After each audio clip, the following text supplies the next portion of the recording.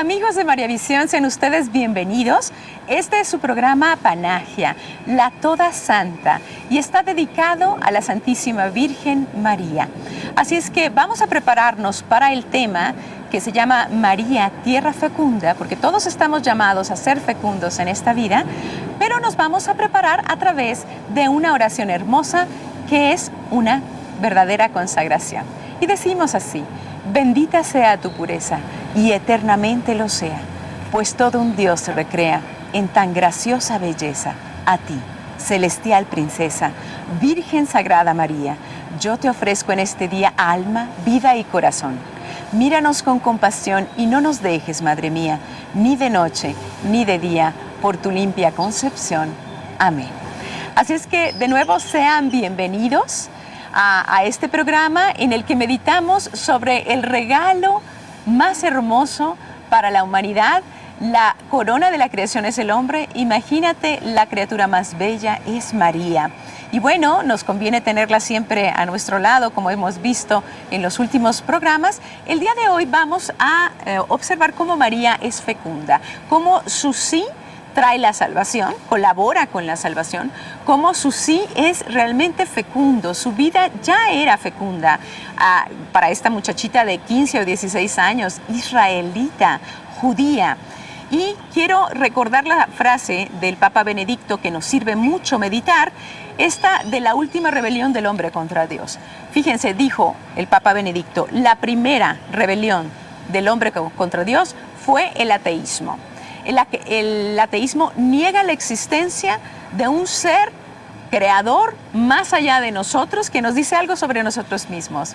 Después viene el marxismo y niega que tú tienes espíritu, que tú y yo tenemos espíritu y que la vida no se acaba aquí, que vamos a tener, bueno, que hay un castigo, una recompensa y que existe vida eterna y que estamos llamados a ser felices eternamente con Dios, con la Santísima Trinidad. Y entonces mata la conciencia. ¿Cuál es la tercera rebelión del hombre contra Dios? La ideología de género. La ideología de género es negar tu propia naturaleza y creerte Dios y tener el sumo derecho de autodeterminarte. Yo digo lo que yo soy. Y en la ideología de género hemos visto que trata de imitar las frases del Evangelio. La palabra, acuérdate, dice el Evangelio de Juan, en el principio existía el verbo, y el verbo era Dios y el verbo estaba en Dios. Y a través de la palabra, o sea, de este verbo, fueron creadas todas las cosas. Pues la ideología de género nos dice que si yo digo mi palabra tiene poder. Entonces, si yo digo no soy mujer, yo soy varón, pues en eso me convierto, ¿no, señores?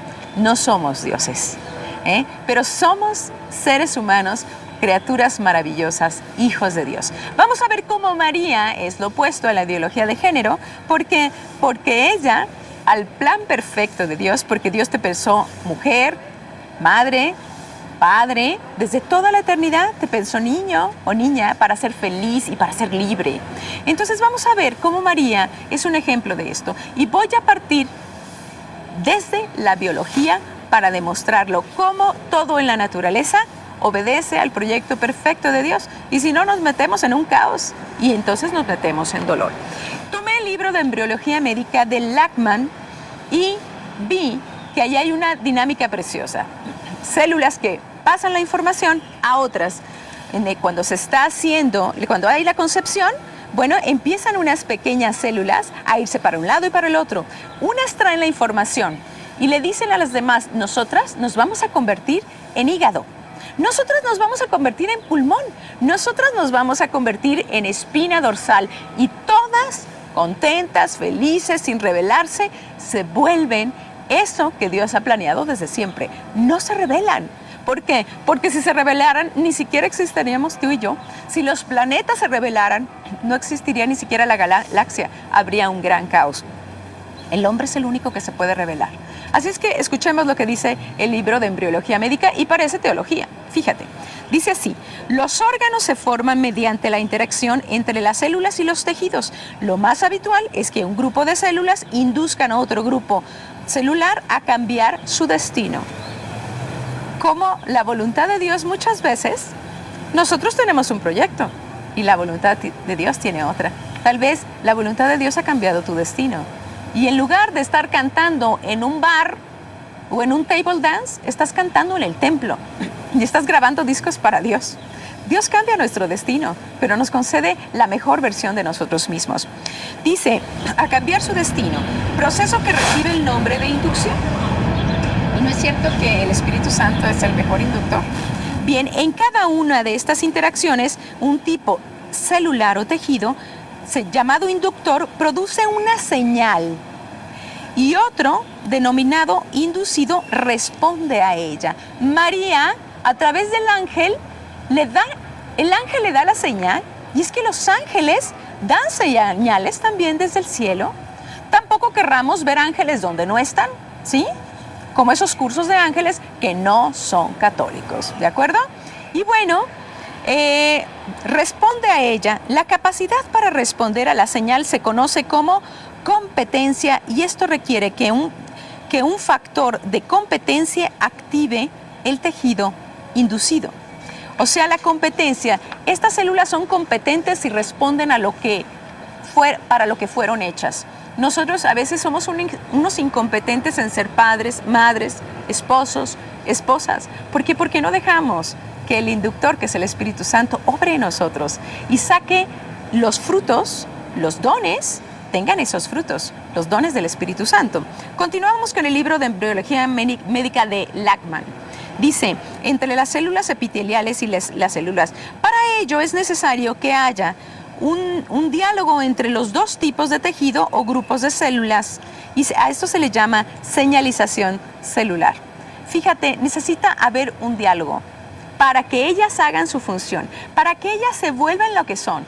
Y no es cierto que los padres de familia somos los que tenemos diálogo con nuestros hijos para hacerles ver cómo se es familia, cómo se es varón, cómo se es mujer, cómo se es matrimonio, cómo se es hombre, cómo se es persona. Necesitamos un diálogo. Y la señalización es esencial para que pueda haber una respuesta. Cada familia interactúa con su propia familia. Esto es medicina, ¿eh? Y estos receptores son tan importantes como las mismas moléculas señal para determinar el éxito de una señal. Imagínate que las células, cuando tú fuiste un embrioncito, hubieran dicho no, todas nos vamos a volver intestino. Hubiera sido una malformación, hubiera sido algo deforme. Bueno, pues nosotros queremos ser lo que no estamos destinados a ser, y entonces no somos esa versión que da fruto en el mundo.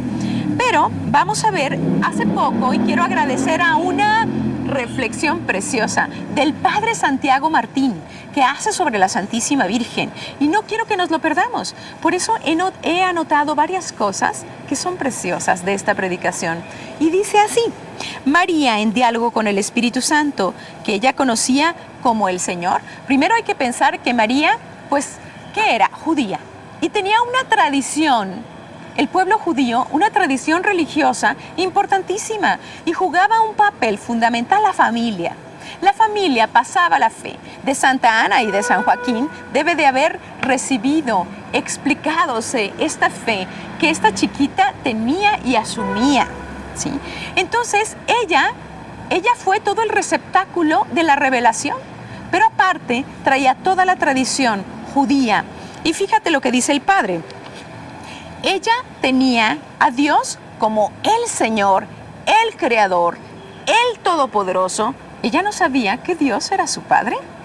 Ella todavía no sabía quién era el Espíritu Santo, el que menciona el ángel. Y fíjate, dice el Padre Santiago Martín, ella no se sorprende por el mensajero, por el ángel, sino por el mensaje. Y esto nos puede hacer llegar a pensar que tal vez ella dialogaba con los ángeles. Por Dios, ella es Nuestra Señora de los Ángeles. Ella es la Reina de los Ángeles. Pues ese 25 de marzo, día de la Encarnación, día de la Enunciación, ella no pregunta, ¿tú quién eres? Ella pregunta, ¿pero cómo ha de ser eso? Ella sabía que Dios tenía sus mensajeros. Bueno, ella se dice ser esclava del Señor. He aquí la esclava del Señor, porque claro, ella sabía que Dios era todopoderoso y ella era una criatura pequeña. Bueno, ella cree en Dios y en la intervención de Dios en la historia humana. Por eso, pues ella sabía que el Señor se había manifestado a su pueblo en diferentes ocasiones. Oigan, con Abraham, con Moisés, ¿no es cierto? Y bueno, no pregunta entonces quién era. María, una mujer de fe, es una mujer de fe. Esta chiquilla, tú piensas en una chiquita de 15 años, 16 años, pues así era María, y era una mujer israelita llena de fe. No en plena distracción, ella tenía un diálogo continuo con Dios. Bueno, María, una mujer de fe que la recibió de familia, recibe la plenitud de la revelación, madre y maestra. Ella primero fue madre y maestra y posteriormente fue discípula y se supo hija de Dios. A Eva, fíjense, luego los primeros, nuestros padres en la fe, ellos nos enseñaron que esta María es contraposición de Eva. A Eva no le pareció bien su papel. Eva quiso ser diosa. María se declaró inmediatamente esclava. Eva no le pareció bien que Dios dijera que estaba bien y que estaba mal. Ella quería decir que estaba bien y que estaba mal. A Eva le reventaba que Dios fuera el que estuviera sentado en el trono, como vamos a ver en el segundo bloque. Y a María le pareció todo perfectamente bien. Ella no quiso ser diosa. María quiso ser esclava. María le pareció bien, fíjate, que Dios estuviera entonces en el poder y en el trono. Así es que vamos a meditar sobre toda esta introducción en el segundo bloque, pero no te separes. Va a estar muy interesante este tema que te va a hablar del amor impresionante que María tiene para ti. Estás aquí en Luz Católica, María Visión.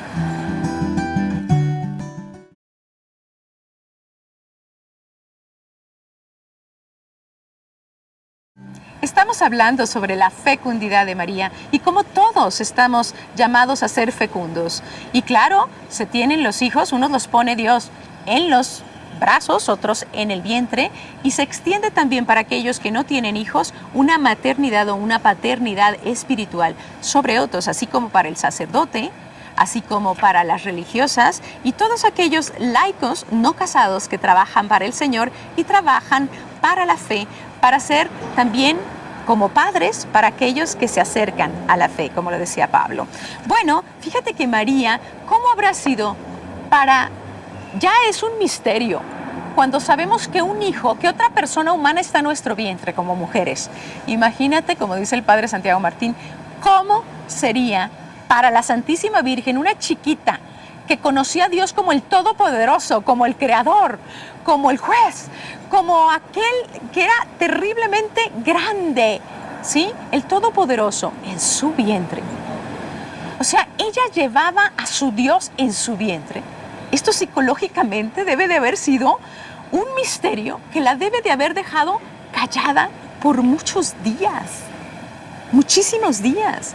Sin embargo, como ella sabía que Dios intervenía en la historia del hombre, entonces ella cree y se arriesga. Se arriesga a llevar una noticia y romperle el corazón a José.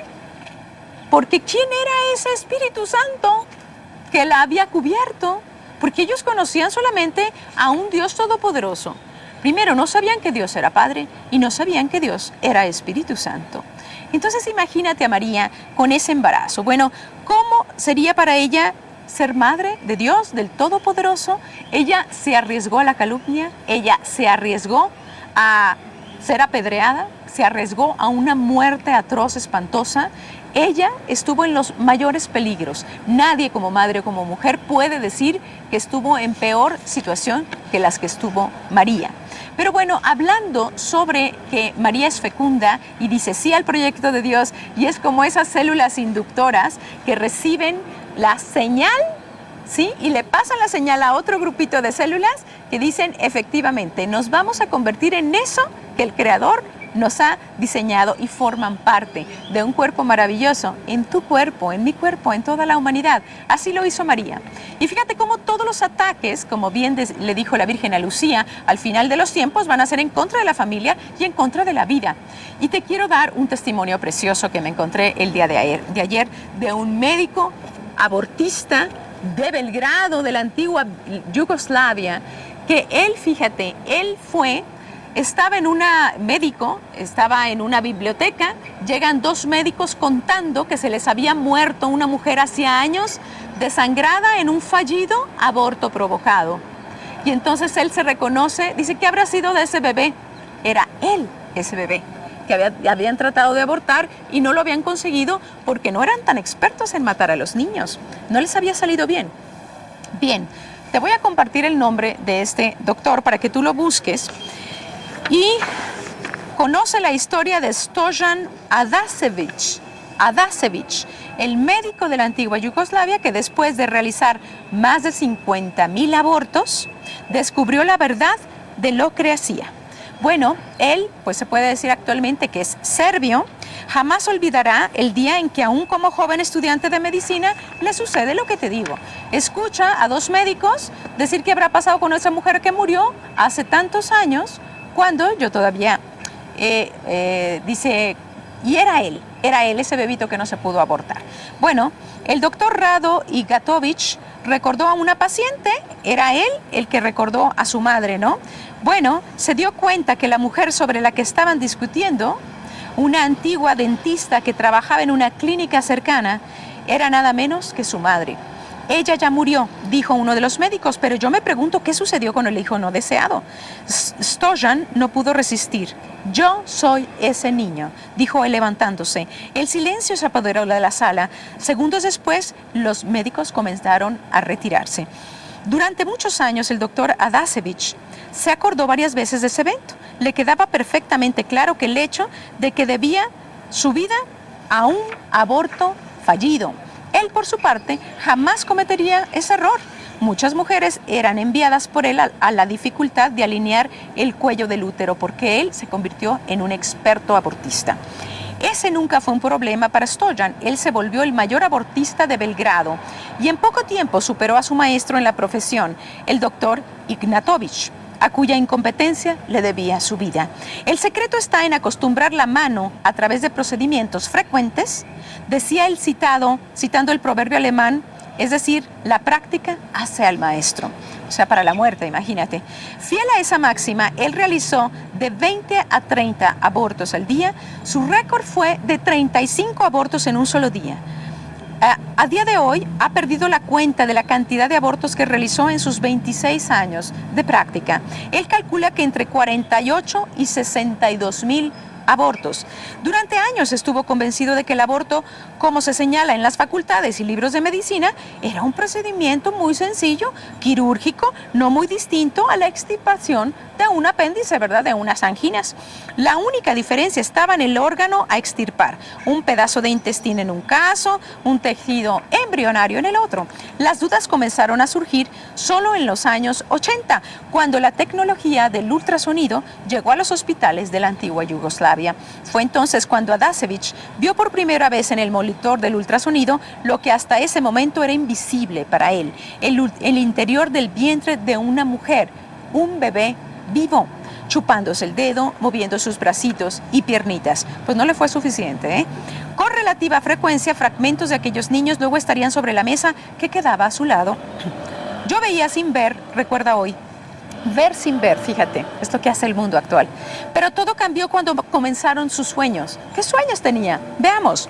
Los sueños de Adasevic. Los sueños en realidad eran versiones diferentes de una sola escena que lo atormentaba cada noche, día tras día, semana tras semana, mes tras mes. Él soñaba que estaba paseando en un campo soleado con bellas flores creciendo alrededor y con el ambiente lleno de mariposas coloridas. Aunque parecía todo muy agradable, una sensación de ansiedad lo oprimía. Repetidamente, el campo se llenaba de niños riendo, corriendo y jugando con la pelota. La edad de ellos variaba entre los 3 o los 4 años de edad. hasta alrededor de los 20. O sea, veían niñitos entre 3, 4 años y seguían hasta los 20 años. Todos ellos eran increíblemente bellos en su sueño. Un niño en particular y 2 niñas le parecían extrañamente familiares, pero él no lograba recordar dónde los había visto. Cuando intentaba hablar con ellos, salían corriendo aterrados, gritando.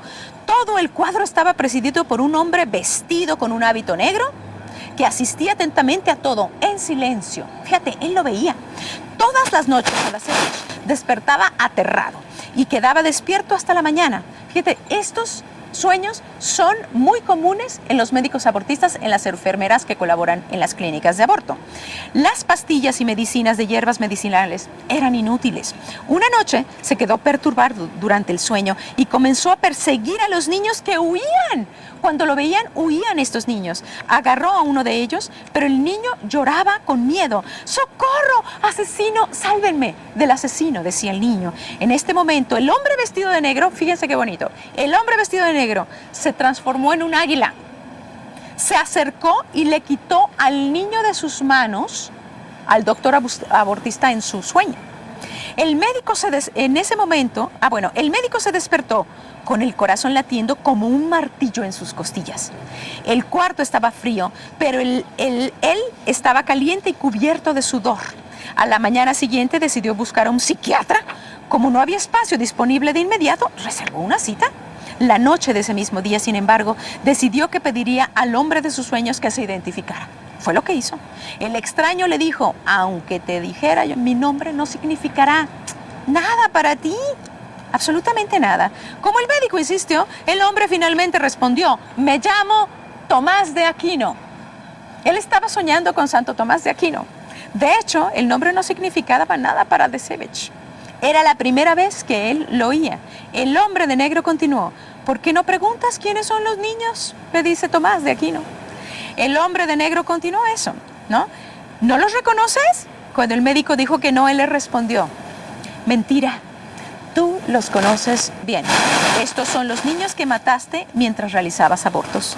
¿Cómo es posible?, contestó él. ¿Esos niños son grandes? Yo nunca maté niños ya nacidos. Yo nunca maté a un chico de 20 años. Tomás contestó: tú lo mataste hace 20 años, respondió el monje, cuando él tenía 3 meses de vida. Fue entonces cuando Desevich reconoció los rasgos del chico de 20 años y de las 2 niñas. Ellas se parecían a personas de su círculo cercano, personas a quienes les había realizado abortos a lo largo de los años. El chico se parecía a un amigo cercano de Desevich. Stojan había realizado un aborto a su mujer hacía 20 años. En las 2 niñas el médico reconoció a sus madres, una de las cuales resultó ser su sobrina. Después de despertar, decidió nunca más practicar un aborto en su vida. Así es que ahorita, en el segundo bloque, van a ver lo que pasa con este doctor abortista de Belgrado y cómo se comporta el mundo. Imagínate cómo se comporta el mundo ante un doctor que ha decidido decir no al aborto, que ha aceptado la verdad, que ha tenido una experiencia en la cual Dios le concede una señal y que esto no se logra hacer. Bien, estamos por despedirnos y en otro programa te vamos a dar toda esta información porque queremos que te quedes picado. Estuviste aquí en Panagia, la Toda Santa, en María Visión.